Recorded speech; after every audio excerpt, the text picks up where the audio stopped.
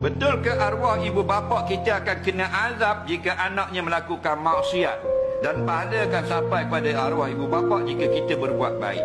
Jawabnya, sekalian kebaikan menurut sebagian ulama Ahlussunnah wal Jamaah automatik dapat juga pada ibu bapa. Adik-beradik tak dapat, pak saudara tak dapat, automatik tanpa niat dapat pada ibu bapa. Itu pendapat yang pertama. Pendapat yang kedua, juga daripada Ahlussunnah wal Jamaah kena niat. Aku hadiahkan pahala solat witirku tadi kepada kedua ibu bapaku. Ada pun dosa tidak? Tidak automatik. Melainkan ibu bapa kita wasiat suruh buat dosa. Jadi bila dia pesan itu, bila dia mati, anak-anak dia buat apa yang dia pesan. Maka anak-anak dia berdosa dan si mati pun dapat juga dosa. Kerana dia pesan dengan perkara haram dan kepesanan itu ditunaikan.